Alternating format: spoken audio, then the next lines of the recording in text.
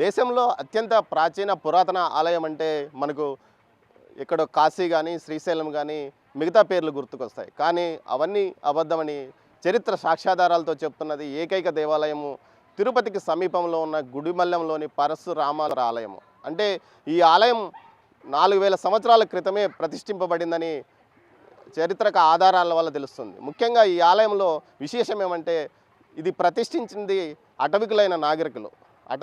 అటవికులైన అనాగరికులు ప్రతిష్ఠించిన ఈ విగ్రహము ముందుగా కేవలం గ్రామదేవతలాగా ప్రతిష్ఠించారు. ఆ తర్వాత ఇది పూర్తి స్థాయి శివాలయంగా మారింది. అసలు ఈ ఆలయం చరిత్ర ఏమిటి మనం ఒకసారి తెలుసుకుందాం, ఆలయాన్ని పరిశీలిద్దాం.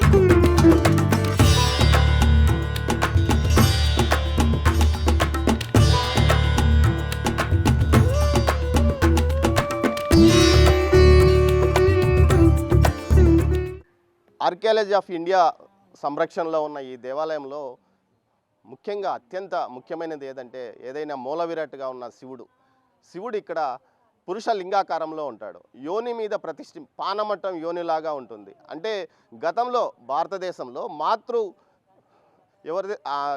మాతృరక్షణ ముఖ్యంగా స్త్రీలది పెత్తనం ఉన్నప్పుడు యోనిని పూజించారని, ఆ తర్వాత కాలంలో పురుషుల పెత్తనం జరిగినప్పుడు పురుషలింగాన్ని ప్రతిష్ఠించారని చెప్తారు. అయితే ప్రతిష్ఠించిన శిల చాలా అపూర్వమైన పాషాణంతో నిర్మించిందిగా చెప్పబడుతుంటుంది. ఆ కాలంలోనే అత్యంత నాణ్యతగా ఆ శిల్పాన్ని చెక్కబడ్డారు. మనము మూల విరాట్ను చూస్తే ఆ కాలంలో కూడా ఇంత నాణ్యమైన శిల్పాన్ని చెక్కగలిగారా అనిపిస్తుంది. పైన పురుషాకారాన్ని పోలిన ఆ విగ్రహం మీద పరశురాముడు ఒక చేతిలో గొడ్డలి, మరో చేతిలో గొర్రెతల పట్టుకుంటాడు. కింద ఒక మనిషి మీద నిలబడి ఉంటాడు. పైన పురుష లింగాకారం స్పష్టంగా కనిపిస్తుంది. పురుష లింగం ఆకారం కనిపిస్తుంది. మొత్తం మీద ఈ ఆలయాన్ని గతంలో ఎప్పుడు ప్రతిష్ఠించారో, ఎప్పుడు నిర్మాణం ప్రారంభమైందో తెలియదు. కానీ శాతవాహనుల కాలం నాటి అవశేషాలు కూడా ఇక్కడ బయటపడ్డాయి. శాతవాహనుల కాలం నాటి నాణ్యాలు ఈ ప్రాంతంలో తవ్వకాల్లో దొరికాయి. అంతకు మునుపు ఇక్కడ జంతు బలులు కూడా ఇచ్చినట్లు సమాచారము. ఐఎస్ఐ తవ్వకాల్లో జంతు బలుల అవశేషాలు కూడా ఆ కాలం నాటివని గుర్తించబడ్డాయి. అసలు ఈ ఆలయం యొక్క విశిష్టత ఏమిటి, దాని గురించి మనము నిపుణుల ద్వారా తెలుసుకుందాం. ఈ విషయాన్ని మనతో మాట్లాడడానికి ప్రొఫెసర్ కిరణ్ క్రాంత్ చౌదరి గారు ఉన్నారు. ఆయనతో మాట్లాడదాం. గుడిమల్లం ఆలయ చరిత్ర గురించి, విశిష్టతను గురించి తెలియజెప్పడానికి మనతో ఎస్వి యూనివర్సిటీ పూర్వ ఆచార్యులు డిలీట్ కిరణ్ క్రాంత్ చౌదరి గారు ఉన్నారు. ఆయన అడిగి మరిన్ని విషయాలు తెలుసుకుందాం. సార్ చెప్పండి, ఈ గుడిమల్లం ఆలయ విశిష్టత ఏమిటి? ప్రపంచంలోనే అతి పురాతన శివాలయంగా చెప్తున్నారు. అది ఎంతవరకు నిజం? అంతేకాకుండా అటవికులు నిర్మించిన ఆలయంగా ప్రతిష్ఠించిన దేవుడిగా చెప్తారు. అది నిజమేనంటారు? భారతదేశంలోనే ప్రతిమ ఉన్న శివలింగం గుడిమల్లం అత్యంత ప్రాచీనమైనది. అయితే దురదృష్టవశాత్తు భారతదేశంలో ఉన్నటువంటి ప్రజలకు కానీ లేకపోతే యాత్రికులకు కానీ ఆంధ్రదేశంలో ఉన్నటువంటి వాళ్ళకు కూడా దీని విశిష్టత కానీ లేకపోతే దాని ప్రాముఖ్యత తెలియకపోవడం చాలా దురదృష్టకరం. మనకి సాంప్రదాయబద్ధకంగా చూసినట్టయితే పునరుత్పత్తిని ఆరాధించడం భారతీయ సంస్కృతి. ముఖ్యంగా వ్యవసాయదారులు కానీ చూసుకున్నట్టయితే ఏదైనా ఒక విత్తే ముందు కానీ, ఒక పైరు నాటే ముందు కానీ, ఒక మూల ముఖ్యంగా నైరుతి మూల ఆ మట్టితో ఒక ముద్ద చేసి ఆ ముద్ద చుట్టూ చెరుకు గడలు కానీ, చెరుకు పైరు అయితే వరి పైరు అయితే వరి పైరు కానీ ఇలా చేసిన తర్వాతనే పంట నాటడం మొదలు పెడతారు, వ్యవసాయం మొదలు పెడతారు. దీనికి కారణం ఎవరంటే ఏదైతే సృష్టి జరుగుతుందో ఆ సృష్టిని పూజించడం, అదే భగవత్ రూపం అనేది మన పూర్వీకులు నమ్మినటువంటి ఒక సిద్ధాంతం. అందుకనే ఊరు మధ్యలో కానీ, ఊరు ఒక మూల కానీ ఒక రచ్చబండ అంటూ ఉండేది. ఆ రచ్చబండ మీద ఒక దుంగ అంటే ఒక కర్ర కానీ, కర్రకి ఒక రాయి కానీ, కర్ర లేకపోయిన రాయి కానీ ఉండేది. దాని ఉద్దేశం ఏంటంటే అది ఒక దేవుడి రూపంగాను పొలం పనులకి వెళ్ళేటప్పుడు సాయంకాలంలో తీరిక సమయాల్లోనూ ఆ రచ్చ దగ్గర కూర్చొని పూజించేవాళ్ళు పూజించడం జరిగేది. అలాగే ఆ, మిగిలిన కార్యక్రమాలు ఏదైనా చర్చలో ఉంటే దాని చుట్టూ జరిగేవి. పూర్వం ఆటవికులు కూడా ఆ, ఈ పునరుత్పత్తి ప్రక్రియలో భాగంగా ఆ, పురుషలింగాన్ని, స్త్రీ యోని భాగాన్ని దాన్ని ప్రతిరూపంగా పూజించినటువంటి దాఖలాలు మనకున్నాయి. ఈరోజు మనం గుడిమళ్ళంలో చూసేటువంటి లింగం ఏదైతే ఉందో ఆ లింగం స్తంభించినటువంటి పురుషాకృతి లింగం. ఆ లింగం కూడా కింద ఉన్నటువంటి చుట్టూతో ఉండేటువంటి చట్రాలు యోని భాగంగా మనం గుర్తించుకోవాలి. కాబట్టి యోని భాగంలో స్తంభించిన యొక్క లింగ ప్రతిరూపమే గుడిమళ్ళ లింగము. ఆటవిక తెగల్లో ముఖ్యంగా మరి గుడిమళ్ళం లింగం ప్రత్యేకత ఏమిటంటే ఇది ఒక ఊరి మధ్యలో చుట్టూ దానికి రేలింగ్ అంటాం. ఆ రేలింగ్ ఉంది, అంతేగాని దానికి గుడి లేకుండా ఉండేది. ఆ రేలింగు ఉండి ఓపెన్ ప్లేస్, ఎలాంటి ఆలయం లేకుండా వాటి మధ్యలో దాన్ని నిలబెట్టి పూజించేవాళ్ళు. మరి మరి దేవుడు ఎలా ఉండాలి? వాళ్ళకు ఉన్నటువంటి దేవుడు ఎలా ఉంటాడంటే ఈ గుడిమళ్ళం లింగం రూపము ఆటవికులు ఎలా ఉన్నారో అలా ఉంటారు. ఆటవికుల వృత్తి ఏదో ఆ వృత్తి ప్రతిబింబిస్తుంటుంది ఈ లింగ ప్రతిమలో. ఉదాహరణకి లింగం మీద ఉన్నటువంటి శివుడు 2 కాళ్ళతో ఒక గుహ్యుడి మీద, ఒక గుజ్జేరు మరుగుజ్జు మీద నిలబడి ఉంటాడు. 2 చేతులే ఉంటాయి. అంటే ఇక్కడ 4 చేతులు అనేటువంటి అంశ అప్పటికే మన వాస్తులో కానీ శిల్పంలో కానీ రాలేదు. అంటే ఆగమాల కంటే ముందు వచ్చినటువంటి రూపం ఇది. కాబట్టి ఆగమ శాస్త్రాలు తర్వాత వచ్చాయి. అందుకని యజ్ఞోపత్యం కూడా ఈ విగ్రహంలో మనం చూడం. 2 చేతులు ఉంటాయి. ఈ 2 చేతుల్లో కుడి చేతిలో వేటాడినటువంటి మృగం తన చివరి కాళ్ళు అంటే వెనక కాళ్ళు పట్టుకొని ఇట్లా నిల్చొని ఉంటాడు. అంటే ఆ మృగం కిందకు సాగి ఉంటుంది. ఆ మేకర్ లాంటి రూపం, మేషం అనుకోవచ్చు. ఇంకొక చేతిలేమో ఒక కళ్ళు దుత్త ఉంటుంది. ఇక్కడేమో భుజానికి ఒక గండ్రగుడ్డిలా ఆనించుకొని ఉంటాడు. ఇప్పుడు పల్లెటూరులో కూడా అడవికి వెళ్ళేటువంటి మనుషులు నెత్తి మీద బరువు పెట్టుకున్న తర్వాత గొడ్డల్ని ఎప్పుడు ఈ భుజానికి ఇలా తగిలించుకొని నడుస్తూ ఉంటారు. సో అడవికి వెళ్ళేటప్పుడు ఈ ఆటవికులు కానీ లేకపోతే మామూలు మనుషులు కానీ ఈ నీళ్ళ కోసం ఈ దుత్త ఒకటి, వేటాడిన మృగం ఉన్నటువంటి రూపాన్ని మనం చూడవచ్చు ఇక్కడ కూడా. అంటే దేవుణ్ణి ఆ ఆటవిక జాతులు వాళ్ళకి ఏదైతే వృత్తో, ఏదైతే స్వరూపమో ఆ స్వరూపాన్ని దేవునిగా చూసుకొని సృష్టించుకున్నారు, శిల్పీకరించుకున్నారు. తలకు ఈతాకులు, ఆకులు, అలుములు, ఈ పూలు ఉన్నటువంటి తల బాగా చూడొచ్చు.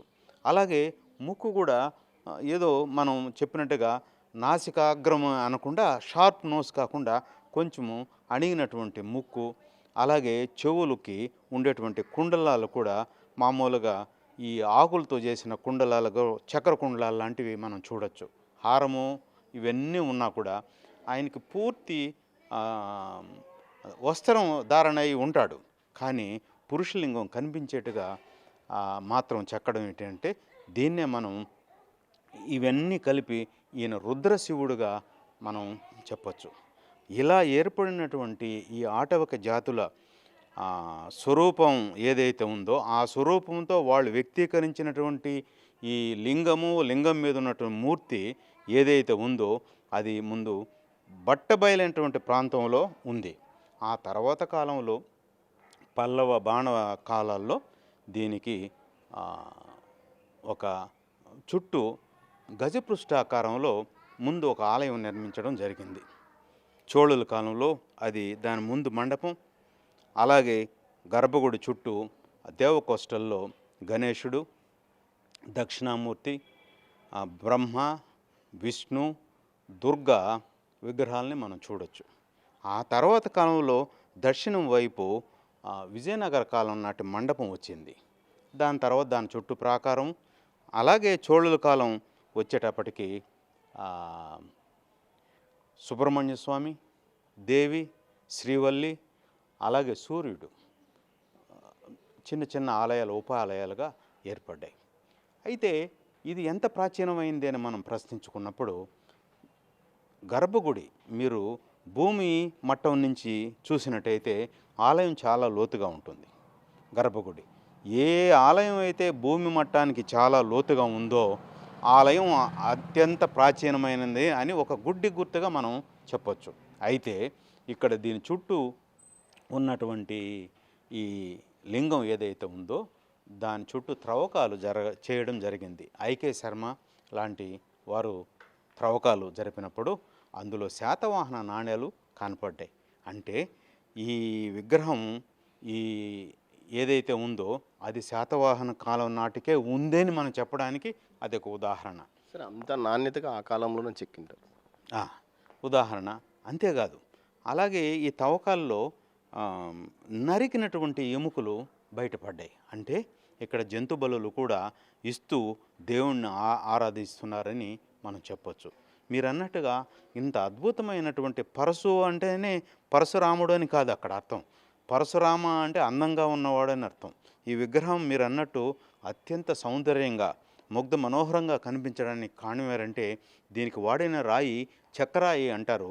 గుడిమల్లంకి తూర్పున ఉన్నటువంటి ఆటవిక జాతులు ఎక్కడ నివసిస్తున్నారో ఇప్పుడు కూడా ఉన్నటువంటి చెంచులు ఎక్కడున్నారో ఆ ప్రాంతంలో ఈ చక్రాయి దొరుకుతుంది. ఆ చక్రాయిని మలిసిన తర్వాత అది గట్టిపడుతుంది. ఆ రకంగా నున్నగా సున్నితంగా లలితంగా ఉన్నటువంటి రాతి మీద చాలా నిపుణతతోనూ కౌశలతతోనూ కుశలతతోనూ చెక్కినటువంటి ఈ విగ్రహము ఆ తర్వాత బాగా నునుపుగా రావడం వల్ల ఇది మనకి చాలా అందంగా కనిపిస్తుంది. అంతేకాకుండా దాని మీద ఉన్నటువంటి శాసనాలు ఏవైతే మనం ఇదివరకు చెప్పుకున్నామో బాణులో ఉన్నాయి, అలాగే చోళులో ఉన్నాయి, విజయనగర రాజుల కాలం నాటి శాసనాలు కూడా ఉన్నాయి. ఆ శాసనాల ద్వారా మనకు తెలిసేది ఏమిటంటే దీనిని శ్రీ వీర పెరుంబేడు విప్రంబేడు అనే పేరు కూడా గుడిమల్లానికి ఉండేదని, ఆ తర్వాత రాను రాను అది మల్లుడు ఉన్నటువంటి గుడి కాబట్టి అది గుడి మల్లంగా మారిందని మనకి తెలుస్తుంది. ఇప్పుడు కూడా అందులో గర్భగుడి చుట్టూ ఉన్నటువంటి ఏదైతే గజపృష్ఠాకారంలో ఉందని మనం అనుకున్నామో దాని మీద ఉన్నటువంటి త్రిపట్ట కానీ లేకపోతే కుముదలు కానీ ఆ దేవకోష్టలో ఉన్నటువంటి విగ్రహాలు అత్యంత రమణీయంగాను గొప్పవిగాను మనం చూడొచ్చు. సరే, మొత్తం మీద ఇంత ప్రాశస్త్యం ఉన్న ఆలయము అంటే మొత్తం మీద దేవాలయాలనే సంస్కృతి భారతదేశం నుంచే ప్రపంచానికి పరిచయం అయింది. అలాంటప్పుడు ఇది ప్రపంచంలోనే అతి పురాతనమైనది చెప్పవచ్చు. కానీ ఎందుకు దీన్ని అంతర్జాతీయ స్థాయిలో మనం ఎగ్జిబిట్ చేయలేకపోతున్నాం? ఇప్పుడు వస్తున్న క్రమంలో ఇది ఆర్కియలాజికల్ సర్వే ఆఫ్ ఇండియా వారి ఆధ్వర్యంలో ఉంది. ఈ మధ్య కూడా మంత్రి గారు కిషన్ రెడ్డి గారు నాతో ప్రస్తావించడం జరిగింది. దీనిని వరల్డ్ హెరిటేజ్ మాన్యుమెంట్ కింద గుర్తించే విధంగా తీసుకురావాలనేది కూడా ఒక ప్రయత్నం జరుగుతుంది. దానికి కావాల్సిన డాక్యుమెంట్స్ అన్నీ అది అంత తొందరగాను శీఘ్రంగాను అయ్యే పని కాదు. దానికి చాలా వివరాలు, దానికి ఒక ఫార్మేట్ అంటూ ఉంటుంది. ఆ ఫార్మేట్లోకి తీసుకొని వెళ్ళి దానికి అప్లై చేసుకోవడం మంచిదని మేము భావిస్తున్నాం. అంతేకాకుండా మీరు అన్నట్టు ఇది ఇంత ప్రాశస్త్యం కలిగింది కాబట్టి ఈరోజు కూడా లండన్ మ్యూజియంలో దీని రిప్లికాని వాళ్ళు ప్లాస్టర్ ఆఫ్ ప్యారిస్లో తయారు చేసి లండన్ మ్యూజియంలో ఉంచున్నారు. మన వాళ్ళు అక్కడికి వెళ్ళిన వాళ్ళు అక్కడ చూసి మన దేశంలో మన ఊర్లో ఇది ఉందా అనుకుంటూ తర్వాత వచ్చి ఇక్కడ దీన్ని దర్శించడం లేకపోతే అక్కడికి వెళ్ళడం కూడా జరిగాయి. నన్ను కూడా చాలామంది మిత్రులు ఆ విషయంగా ప్రస్తావించడం జరిగింది. కాబట్టి ఇక్కడే కాదు, మనం చంద్రగిరిలో కూడా దాని ప్రతిమను అక్కడ రూపాన్ని చంద్రగిరిలో కూడా ఒకటి పెట్టున్నారు. కాబట్టి ఇలాంటి మాధ్యమాల ద్వారా అలాగే రవాణా సౌకర్యాలు బాగా కల్పించి వెళ్ళడానికి వీలుగా ఇంకొన్ని సౌకర్యాలు చేసినట్టయితే అది మరింత ప్రజల్లోకి వెళ్తుందని నేను భావిస్తాను. సరే, ఈ మాతృస్వామ్య వ్యవస్థ ఉన్నప్పుడు ఈ ఆలయం నిర్మితమైంది. తర్వాత పురుష వ్యవస్థ అంటే పురుష ఆధిపత్యం కొనసాగినప్పుడు 2 దఫాలుగా విగ్రహం చెక్కబడి ఉంటుంది. ఒకేసారి చెక్కిందని అనుకుంటాను. అలా కాదు, ఇది ఒకసారిగా చెక్కబడిందే. మీరు కానీ చూసినట్టయితే నేను చెప్పినట్టు స్తంభించిన పురుషులంగా కృతే ఉంటుంది. 7 పక్షాలు మధ్యలో ఉంటాయి. పైన ఆ బుడిప కూడా ఉంటుంది. ముందు వైపు శిల్పము ప్రతిమ ఉంటుంది.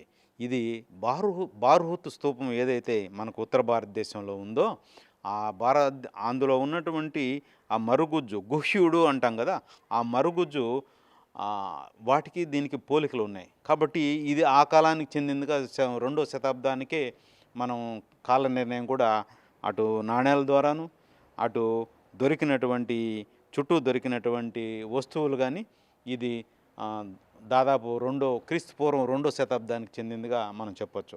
ఇంకోటి కూడా ప్రజల్లోకి బాగా తీసుకెళ్ళినటువంటి ఒక తప్పుడు ఆలోచన ఏదైతే ఉందో అదేమిటంటే ఇక్కడ బ్రహ్మ విష్ణు మహేశ్వరుడు ఉన్నారని అందరికీ చెప్పడం వల్ల కిందేమో పైన ఈ లింగంగా ఉండేది విష్ణువు అని, మధ్యలో బ్రహ్మని, కింద విష్ణువు ఉన్నాడని చెప్పి అందరికీ చెప్పడం వల్ల త్రిమూర్తులు ఉండేటువంటి ఆలయం అని అక్కడ అర్చకులే ఆ విషయం తెలియకుండా చెప్పడం. ఇది టిపికల్ ఫర్టిలిటీ కల్ట్ అంటాం దీన్ని. ఈ ఫర్టిలిటీ కల్ట్కి సంబంధించినటువంటి ఇది ఆటవిక జాతుల్లో ఉంది.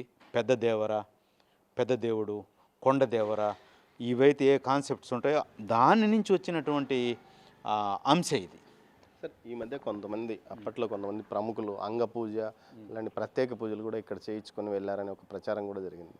అంటే ఇది అంత మహత్యం ఉందని వీళ్ళు అనుకుంటున్నారా, లేకపోతే కావాలనే ప్రచారం జరిగింది? అది కావాలని ప్రచారం. ఇప్పుడు మనకి అలంపూర్లో జోగులాంబ పిల్లలు లేని వాళ్ళకి పిల్లలు పుడతారని అక్కడ ఏదైతే వెన్న రాసి కోస్త శోషణ చేస్తారో అలాంటిది ఇది. మనకి ఏదైతే ఉదాహరణకి ఏదైతే ఉత్పత్తి జరుగుతుందో అది సృష్టి జరుగుతుందో అది దేవుడి కింద లెక్క.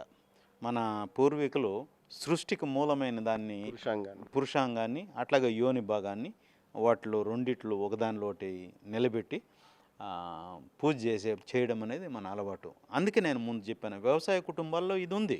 పంట నాటేటప్పుడు కానీ కోసేటప్పుడు కానీ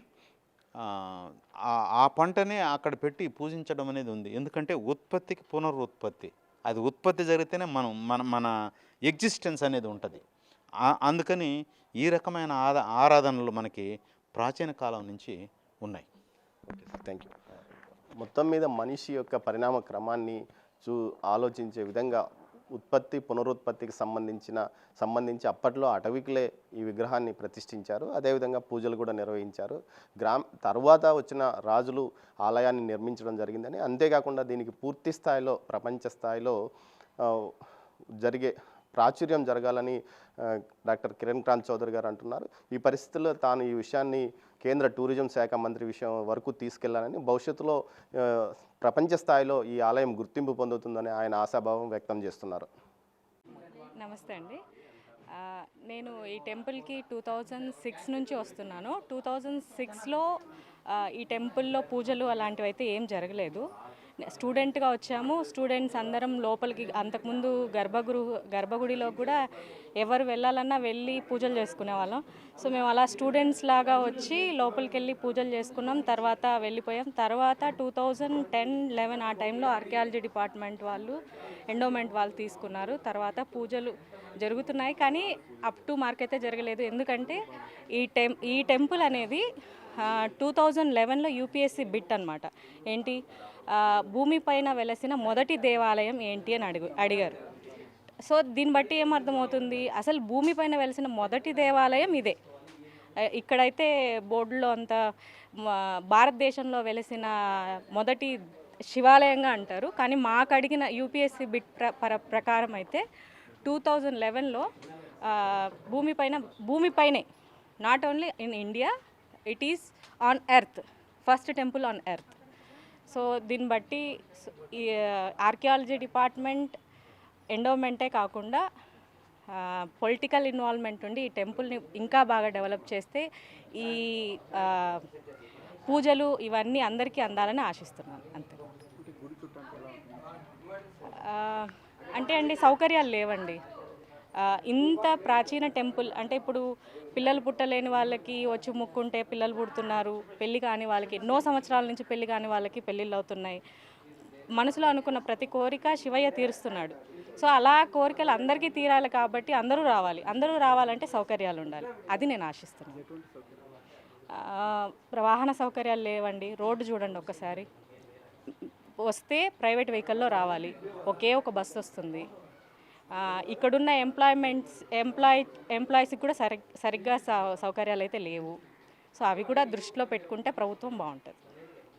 నా పేరు విజయలక్ష్మి అండి. నేను తిరుపతి నుంచి వస్తున్నాను. అత్యంత పురాతనమైన గుడిమల్లం పరశురామేశ్వర ఆలయ అర్చకులు మనతో ఉన్నారు. అసలు ఆలయ విశేషాలను వారిని అడిగి తెలుసుకుందాం. వంశీ అదేవిధంగా పవన్ ఉన్నారు. సార్ పవన్ గారు చెప్పండి, ఈ ఆలయ ప్రాశస్త్యం ఏంటి? ఆలయం పురాతనమైందని చెప్తున్నారు కదా, ఎలా దీని చరిత్ర? శ్రీ గురుభ్యో నమః. శ్రీ పరశురామేశ్వర స్వామివారి దేవస్థానం గుడిమల్లం. స్వామివారి విగ్రహంలో కూడా త్రిమూర్తులు కొలువై ఉన్నారు. కింద రాక్షస అవతారంలో ఉన్న బ్రహ్మ, మధ్యలో పరశురాముడు, పైన మానవుని పురుషలింగాకృతిలో కూడా ఈశ్వరుడు. స్వామివారు కూడా స్వరింభులింగం. సుమారు 2600 సంవత్సరాలకు పూర్వం నాటిది కూడా ఈ శివలింగం అన్నమాట. దేవాలయాన్ని కూడా చోళరాజులు, పల్లవరాజులు ఆ కాలంలో నిర్మించిన దేవాలయం. శివలింగం కూడా నవపాషాణ శివలింగం, 9 రకాల విష పదార్థాలతో కూడిన శివలింగం అన్నమాట ఇది. గుడి ఆకారం కూడా గజపృష్ఠాకారం. ఏనుగు కూర్చుంటే వెనకాల భాగం ఏ ఆకారంలో అయితే ఉందో గర్భాలయ గోపురం కూడా ఆకారంలో ఉండడం వల్ల మనకు గర్భాలయం కూడా లోపల ఆకారం కూడా రౌండ్గా కనిపిస్తుందన్నమాట శివలింగాకృతిలో. ఈ దేవాలయాన్ని చోళరాజులు, పల్లవరాజులు ఆ కాలంలో నిర్మించిన దేవాలయం. శివలింగం గర్భాలయంలోకి ప్రతి 60 సంవత్సరాలకి ఒకసారి దక్షిణ కాశీగా పిలువబడే కాళహస్తి స్వర్ణముఖి నది కూడా భూగర్భ మార్గం గుండా వచ్చి స్వామివారికి అభిషేకం అవుతుంది ఇక్కడ. అది చివరిసారిగా 2005 డిసెంబర్లో ఆ విధంగా గర్భాలయంలోకి నీళ్లు వచ్చి స్వామివారికి అభిషేకం చేయడం జరిగింది. ఇంకా 2065 సంవత్సరంలో కూడా అలా వస్తాయని చెప్పి ఒక నానుడి ఉందన్నమాట. అలాగే సంవత్సరంలో ఒకరోజు సూర్యకిరణాలు కూడా స్వామివారి పాదాలు తాకుతాయి. నంది వెనకాల హోల్స్ నుంచి వచ్చి ఉత్తరాయణ నుంచి దక్షిణాయనం మారిన రోజున జూలై మాసంలో ప్రతి సంవత్సరం కూడా 16వ తారీఖు నుంచి 21వ తారీఖు మధ్యలో సూర్యకిరణాలు అనేవి స్వామివారి పాదాలు తాకడం ఇక్కడ విశేషంగా ఉంది. శివలింగంలో పరశురాముడు, ఈశ్వరుడు కలిసి ఉన్నారు కనుక పరశురామేశ్వరుడు అని స్వామివారి నామధేయంగా ఇక్కడ పిలువబడుతున్నారు. మన భారతదేశంలో కూడా మొదటి శివాలయంగా ఈ ఆలయం ఉండడం కూడా ఒక విశేషం అన్నమాట. అలాగే స్వామివారి శివలింగం ఏ ఆకృతిలో ఉందో ఈ దేవాలయం మొత్తం ఉండడం కూడా ఒక విశేషం అన్నమాట. ఓ నమ శివాయ. మీరు చెప్పండి, ఈ ఆలయంతో పాటు చుట్టుపక్కల ఎలాంటి ఆలయాలు అంటే ప్రాకారంలో? దేవాలయ ప్రాంగణంలో ప్రథమ ఎంట్రన్స్ దగ్గర వచ్చి నాట్యగణంతో దేవాలయం ప్రారంభమవుతుంది. తర్వాత వల్లి దేవసేన సమేత షణ్ముఖ సుబ్రహ్మణ్యేశ్వర స్వామి వారు 6 ముఖాలు పైన హస్తాలు కలిగి మయూర వాహనం మీద ఏకగర్భాలయంలో దంపతి సమేతంగా ఉంటారు. తర్వాత ఆనందవల్లి దేవి పార్వతీదేవి యొక్క స్వరూపం. ఏ క్షేత్రంలో అమ్మవారికి అభయస్థలం ఉండవు, ఇక్కడ అమ్మవారి అభయస్థంతో ఆనందకర మహంతులు ఆనందవల్లి నామధేయంతో ఉంటుంది. తర్వాత ఉదయించేటువంటి స్థలంలో సూర్యనారాయణ మూర్తి ఉంటారు. అరసవెల్లి, కోనార్కు సహజంగా అందరూ తెలిసి ఉండే దేవాలయాలు. ఇక్కడ స్వామివారు ఉదయించేటువంటి స్థలంలో పద్మ మొగ్గలు చేత పట్టుకొని ఉంటారు. ఇక్కడ లోపలికి ఎంట్రన్స్ కూడా మనకి దక్షిణ ముఖ ద్వారం కలిగి ఉంటుంది. ప్రధాన స్వామివారు కూడా తూర్పు దిశగా ఉన్నారు. ధ్వజస్తంభం కూడా తూర్పు దిశకి కలిగి ఉంటుంది అన్నమాట. అక్కడ కిటికీలు ఏర్పాటు చేస్తుంటారు. దాని గుండా కూడా సూర్యనారాయణ మూర్తి కూడా నేరుగా స్వామివారి పాదాల దగ్గర విశేషంగా ఉంటుంది. ప్రత్యేకంగా పూజలు ఎప్పుడు నిర్వహిస్తారు ఈ ఆలయం? ప్రతి సోమవారం రోజు స్వామివారికి రాహుకాల అభిషేకం ఉంటుందండి. ఉదయం 7:30 నుంచి 9:30 దాకా స్వామివారికి అభిషేక కార్యక్రమాలు ఉంటాయి. ప్రతి మంగళవారం సుబ్రహ్మణ్య స్వామికి అభిషేకం ఉంటుంది. ప్రతి శుక్రవారం అమ్మవారికి అభిషేకం ఉంటుంది. ప్రతి ఆదివారము సూర్యనారాయణమూర్తికి అభిషేకం ఉంటుంది. వివాహం ఆలస్యంగా ఉన్నా, సంతానం ఆలస్యంగా ముఖ్య కార్యక్రమం స్వామివారికి అభిషేకాలు చేసుకుంటూ ఉంటారు. ఆర్కియాలజీ డిపార్ట్మెంట్ సంరక్షణలో ఈ ఆలయం ప్రస్తుతం నడవబడుతుంది. అయితే గతంలో కొంతకాలం పూర్తి స్థాయిలో పూజలు ఈ ఆలయంలో కొనసాగలేదు. స్థానికులు కొంతమంది ఆర్టీఐ చట్టం ద్వారా ఎందుకు తాము తమ దేవాలయంలో పూజలు నిర్వహించకూడదనే అంశాన్ని ప్రభుత్వం దృష్టికి తీసుకురాగా ప్రభుత్వం కొంత స్థాయిలో ఇక్కడ పూజలు నిర్వహించుకోవడానికి అనుమతి ఇచ్చింది. ముఖ్యంగా అత్యంత పురాతనమైన శివలింగాన్ని ఏదైతే ఈ శివలింగంలో మరో ప్రత్యేకత ఉంది. ప్రతి చోట దేవుళ్లకు యజ్ఞోపవీతం ఉంటుంది, కానీ ఇక్కడ మాత్రం యజ్ఞోపవీతం కనిపించదు. దీన్ని బట్టి చరిత్రకారులు చెబుతున్న దాని ప్రకారం ఇది అటవికులు ఏదైతే పూజా సాంప్రదాయం తెలియని వారు ప్రతిష్ఠించిన విగ్రహంగానే చెప్పబడుతుంది. మొత్తం మీద అయితే గతంలో ఏదైతే ప్రతి నది ఒడ్డున ఒక ఆలయం వెలవడం అలవాటు, అదేవిధంగా స్వర్ణముఖి నది ఇక్కడ వరకు గతంలో ప్రవహించే ఆ, ప్రవహించేది. అయితే కాలక్రమేణా అది చాలా ముందుకెళ్ళిపోయింది. అయినప్పటికీ స్వర్ణముఖి నది ఒడ్డున ఈ ఆలయం ఉంటుంది. మొత్తం మీద స్వర్ణముఖి నది ఆలయం నుంచి కూడా అప్పుడప్పుడు నీరు ఈ ఎక్కడైతే లోతుగా అంటే గుడి మట్టం కంటే కిందిగా గర్భగుడి ఉంటుంది కాబట్టి అక్కడికి నీరు వచ్చే అవకాశం ఉందని కూడా తెలుస్తుంది. మొత్తం మీద ఈ ఆలయాన్ని మరింతగా అభివృద్ధి చేయాల్సిన అవసరం ఉందని ఇటు స్థానికులు అభిప్రాయపడుతున్నారు. ముఖ్యంగా ఏదైతే ఇంత పురాతన ప్రాశస్త్యం కలిగిన ఈ దేవాలయాన్ని ప్రజలందరికీ తెలిసే విధంగా సెంట్రల్ ఆర్కియాలజీ డిపార్ట్మెంట్ తన డొమైన్లో ఉంచాలని, అంతేకాకుండా ఏదైతే ఇప్పుడు తెలంగాణలో వరంగల్లో ఏ విధంగా అభివృద్ధి చేశారో అదేవిధంగా ఇక్కడ కూడా ఈ ఆలయాన్ని యొక్క చరిత్రను ప్రపంచానికంతా తెలిసే విధంగా మాన్యుమెంటు రూపంగా ప్రపంచానికి తెలియజేస్తే మరింత మందికి ఈ పురాతన శివాలయం గురించి తెలిసే అవకాశం ఉందని అంటున్నారు. కెమెరా పర్సన్ పురుషోత్తంతో దామోదర్, గుడిమల్లం నుంచి.